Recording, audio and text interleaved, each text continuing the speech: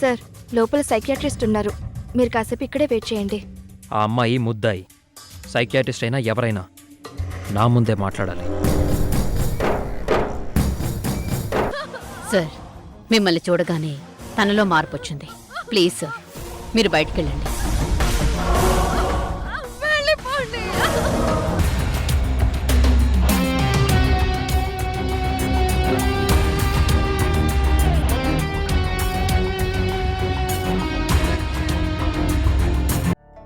అక్కడ రేఖ వాళ్ళ అన్నయ్యలుంటారుగా, వాళ్ళకి జాగ్రత్తలు చెప్పి నేను తిరిగి వచ్చేస్తాను. చూద్దాం. కానీ నువ్వు తనతో వెళ్ళటానికి పోలీసులు ఒప్పుకోవాలిగా. మీరు చెప్తే ఎందుకు ఒప్పుకోరు? పేషెంట్తో ఒకరుండాలని కన్విన్స్ చేయండి సార్. ట్రై చేస్తాను.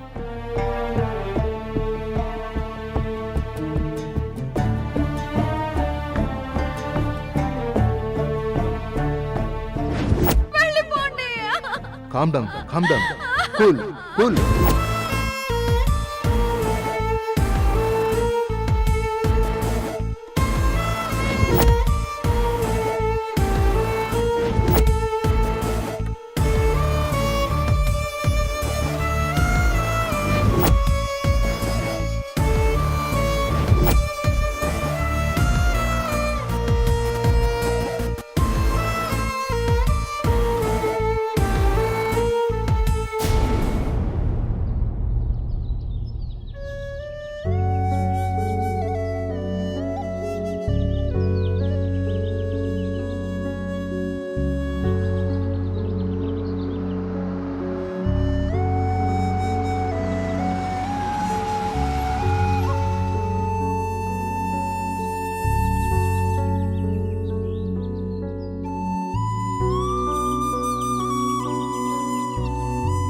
ఏంటమ్మా ఇక్కడ నిలబడ్డావు? మీకోసం ఎదురు చూస్తున్నాను ఆంటీ.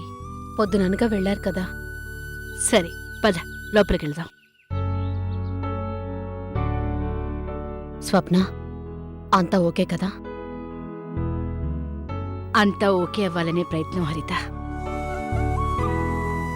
ఏం జరిగింది స్వప్న? ఏదైనా ప్రాబ్లం అవుతాయా? ప్రాబ్లం అంటే ఏం చెప్తాం వర్ధన్? ఎటు చూసినా పసి మనసులే కదా.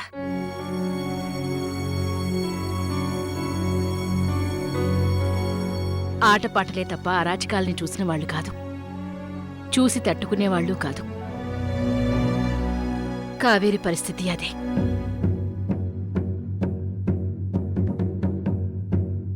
విషయం తెలిసి చాలా అప్సెట్ అయింది.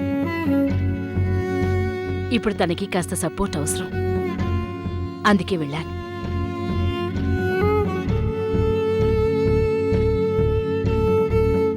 కాస్త ఫ్రెష్ అయి వస్తాను. భోంచేద్దాం. అన్నట్టు హరీష్ ఇంకా రాలేదా? రాలేదు స్వప్న.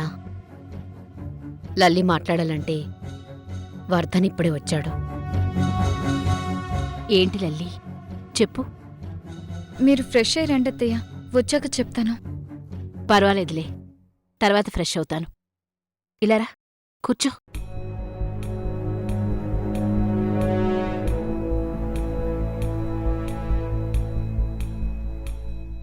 ఏంటో చెప్పు. ఇందుకోసమే అన్నయ్య నిన్ను కూడా రమ్మన్నాను.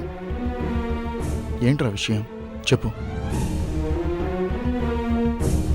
చంద్రశేఖర్ సార్ తన దగ్గరకొచ్చి కొన్నాళ్ళు ఉండమన్నారు.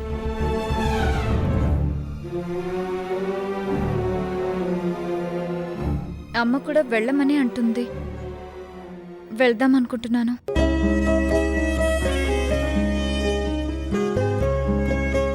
నీ అభిప్రాయం కనుక్కుందామని. మంచిదే కదమ్మా. హాయిగా వెళ్ళి వాళ్లతో కొన్నాళ్ళు కలిసుంటేనే మీ తండ్రి కూతుళ్ళ బంధం బలపడుతుంది. అసలు ముందుకు సాగుతుందో లేదో కూడా ఓ అవగాహన వస్తుంది. చాలా మంచి నిర్ణయం లల్లి.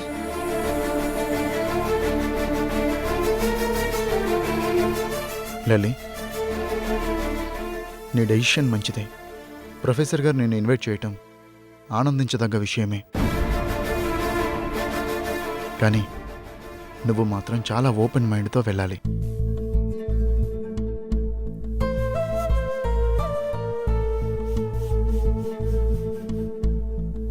అవును లల్లి, ప్రొఫెసర్ గారిని కలవడం నీ కల, తనతో దగ్గరగా మాట్లాడడం నీ ఆశ. అవన్నీ నెరవేర్చడానికి ఆ ప్రొఫెసర్ గారే తలుపులు తెరిచారు.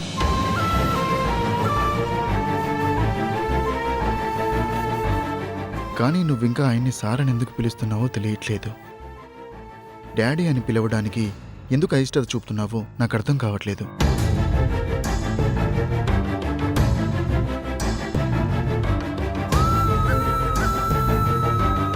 చూడల్లి, కారణం ఏదైనా కావచ్చు. ప్రొఫెసర్ గారిని సార్ అని పిలిచిన నాళ్ళు నువ్వు వాళ్ళకి దగ్గర కాలేవు. ఇంకా ఇంకా దూరం పెరుగుతుంది. కారణం ఒకటే అన్నయ్య. ప్రొఫెసర్ గారి పిల్లలు నన్ను మనస్ఫూర్తిగా యాక్సెప్ట్ చేస్తే ఆనందంగా నాన్న అని పిలవడానికి నాకే అభ్యంతరం లేదు.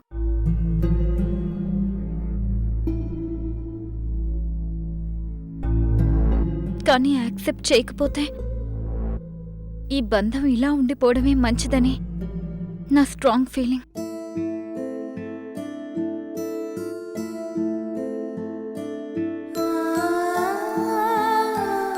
ఎంత కరెక్ట్గా ఆలోచిస్తున్నావు తల్లి. నీ ఆలోచనే సరైంది. ఎఫెక్షన్స్ పెంచుకున్నాక బాధపడే కంటే వాళ్ళు ఒప్పుకున్నాక ఆప్యాయత పంచుకోవడమే మంచిది. I appreciate you. Lalli, phone చేసి ప్రొఫెసర్ గారికి ఇన్ఫార్మ్ చేయి. నేను టికెట్స్ బుక్ చేస్తాను. చెయ్యమ్మా.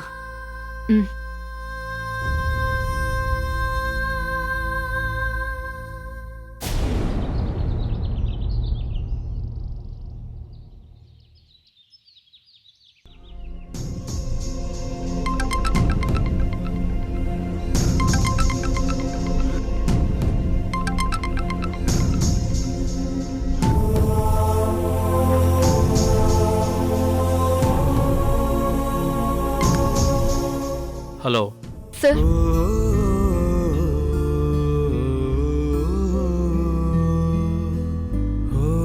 లల్లి, ఎలా ఉన్నావమ్మా? బాగున్నాను సార్. మీరెలా ఉన్నారు? నేను బాగున్నానమ్మా. నేను బెంగళూరు వస్తున్నాను సార్. 1 వీక్ మీతోనే ఉంటాను. ఓకే, చాలా సంతోషం తల్లి. నేను నీకోసం ఎదురు చూస్తూ ఉంటాను. Thank you sir. Flight details పంపించు, నేను వచ్చి రిసీవ్ చేసుకుంటానమ్మా. అలాగే.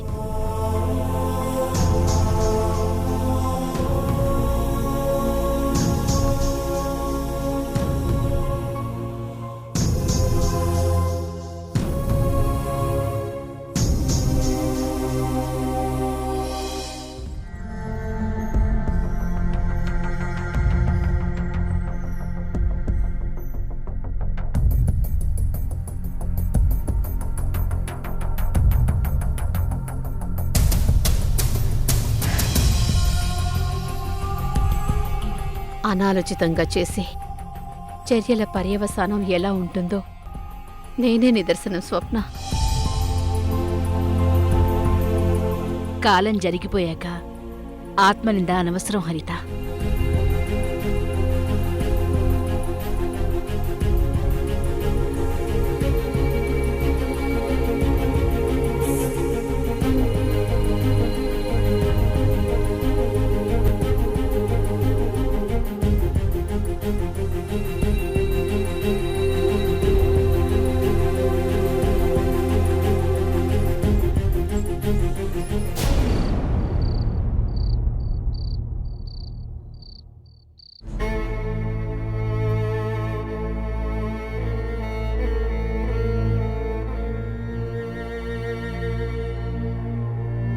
కావేరిని కొన్నాళ్ళు ఎక్కడికైనా పంపించండి. ఇక్కడి నుండి, ఈ పరిసరాల నుండి తనని దూరంగా ఉండనివ్వండి.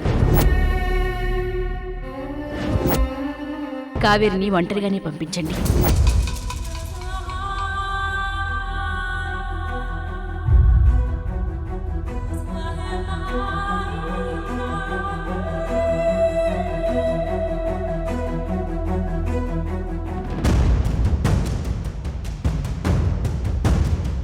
సతీష్తో ఎప్పుడు మాట్లాడతావు వంశీ? మాట్లాడాలి దివ్య, కానీ ఇది టైం కాదు. ఆలస్యం చేసే కొద్దీ సమస్య ఇంకా పెరుగుతుంది కదా. ఇప్పుడు సతీష్ ఉన్నదే పెద్ద సమస్యలో. వాళ్ళు రేఖ గురించే దిగులు పడుతున్నారు. ఇలాంటి టైంలో కావేరి గురించి చెప్తే తను తట్టుకోలేడు దివ్య. ఎప్పుడో అప్పుడు చెప్పాల్సిందే కదా వంశీ. చెప్పకుండా సతీష్ని మానసికంగా సిద్ధం చేయకుండా కావేరిని ఎలా పంపిస్తాం? ముందు రేఖని సురక్షితంగా సతీష్కి అప్పగించని, ఆ తర్వాత చెప్తాను.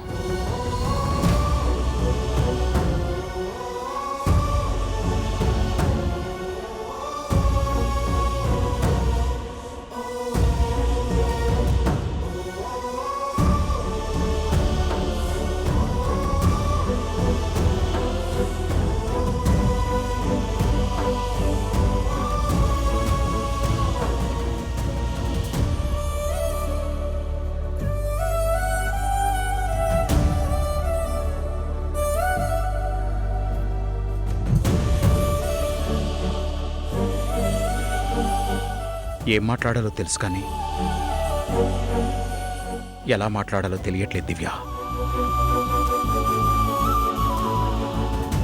కొన్ని విషయాలు కొందరికి చెప్పాలంటే తెలియని భయం కూడా ఉంటుంది. దేన్నైనా అవలీలగా ఎదుర్కోగలిగే వాళ్ళం మనం. ఈరోజు నోరు తెరిచి ఒక విషయం చెప్పడానికి భయపడాల్సిన పరిస్థితి ఏర్పడింది. హ్మ్. ఎంత అన్యాయం కదా వంశీ ఇది. ఎవరో ఏదో చేసిన పనికి మనమంతా సఫర్ అవ్వాల్సి వస్తోంది. పిల్లల జీవితాలు అల్లకల్లోలమైపోతున్నాయి, బంధాలు తెగిపోతున్నాయి. తలుచుకుంటుంటే మనసు మండిపోతుంది వంశీ. నన్ను నేనెంత కంట్రోల్ చేసుకుంటున్నానో నీకు చెప్పలేను.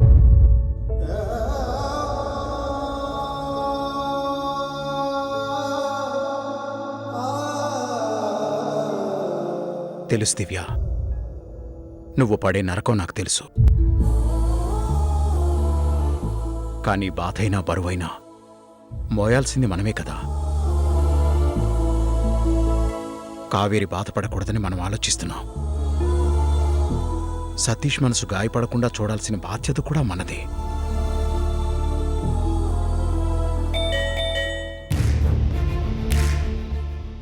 ఈ టైంలో ఎవరు?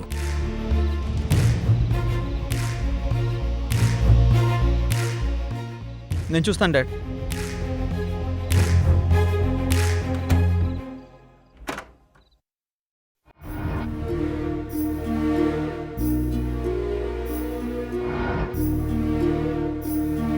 రేపు రేఖని హైదరాబాద్ తీసుకొస్తున్నారు కదా అంకల్. నేను బాను బయలుదేరుతున్నా. మాతో కావేరి వస్తుందేమోనని వచ్చాను.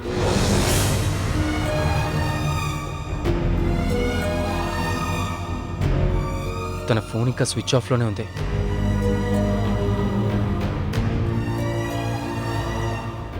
కావేరి ఎక్కడుంది అంకల్? తన గదిలో ఉంది సతీష్.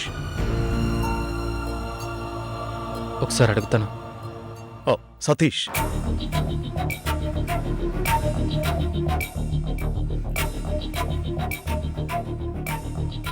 కావేరి పడుకున్నట్టుంది. ఒకసారి చూస్తాను అంకల్. ఓ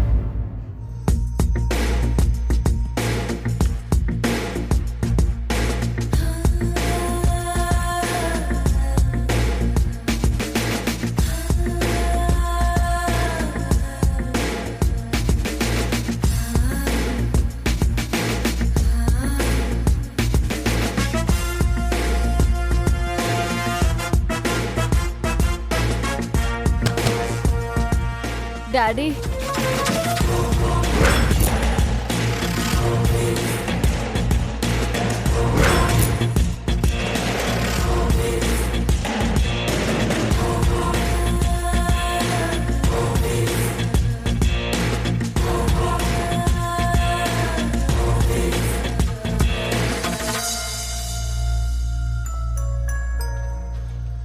కావేరి,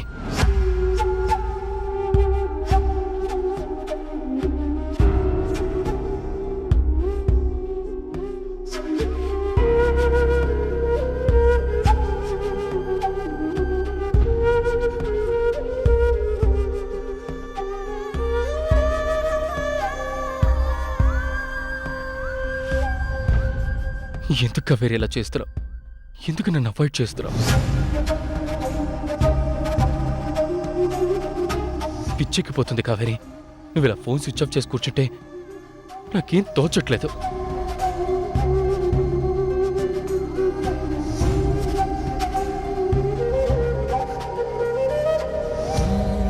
నాకు బాధ వచ్చినా సంతోషం వచ్చినా నీతోనే పంచుకుంటారు కదా. అలాంటిది నువ్వు ఇలా నాతో మాట్లాడుకుంటా ఉంటే నేను ఎవరికి చెప్పుకోను కావేరి. ఏమైంది కావేరి? ఎందుకు ఇలా చేస్తున్నావు?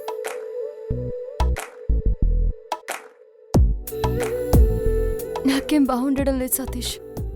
నన్ను ప్రశ్నించుకో. అదే ఎందుకని? ఏమైందో చెప్పు. Share with me Kaveri please. ఏం లేదని చెప్తున్నాను కదా. నా కొంట్లో బాలేదు. లేదు, నేను నమ్మను. నువ్వు అబద్ధం చెప్తున్నావని నీ కళ్ళు చెప్తున్నాయి. నిజం చెప్పు కావేరి.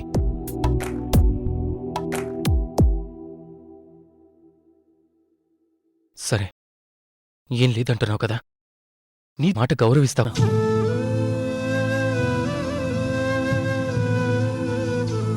నేను రేఖ కోసం వెళ్తున్నాను. నాతో వస్తావా?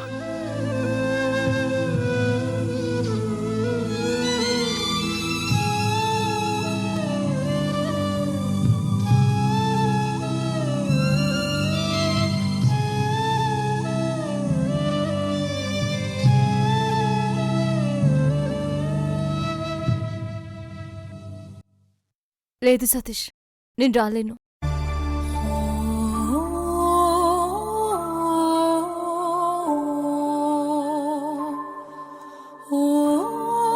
నువ్వు నా వెంటుంటే నాకు ధైర్యంగా ఉంటుంది.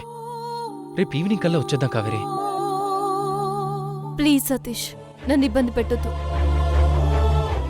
I want to rest. నేను రెస్ట్ తీసుకోవాలి. నువ్వు వెళ్ళు. కనురెప్పల కాలంలోనే కథ మొత్తం మారిపోయిందే.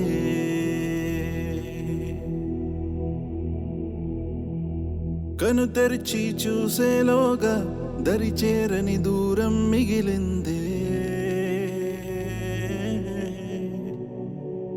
ఇన్నాళ్ళు ఊహల్లో ఈ నిమిషం శూన్యం. ఓకే, వచ్చా కలుస్తాను. Take care. వేడుకలో జరిగినది. Get well soon. I need you. నాకు నువ్వు కావాలి. ఇంతేనా? బాగైపో కావేరి త్వరగా. బాయ్.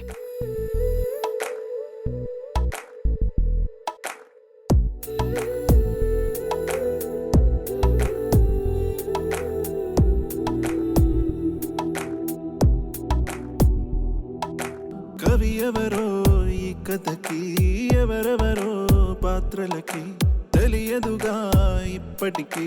పొడుపు కదే అప్పటికీ. మనమంటూ అనుకున్నా ఒంటరిగానే మిగిలున్నా. ఇందరిలో కలిసున్నా వెలుతిని నేను చూస్తున్నా. పొరపాటు ఏదో, పొరపాటు ఏదో, అది దాటలేని తడబాటు ఏదో. ఎడబాటు చేసే ఈ గీతను దాటలేవా?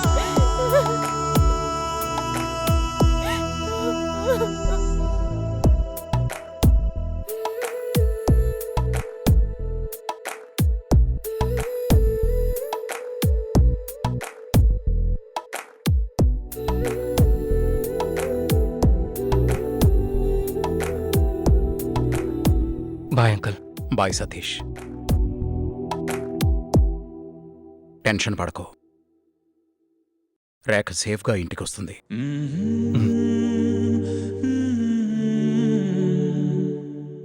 వస్తానంటే.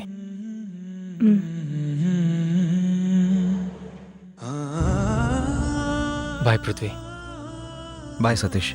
ఏదైనా ప్రాబ్లం ఉంటే కాల్ చేయి సతీష్.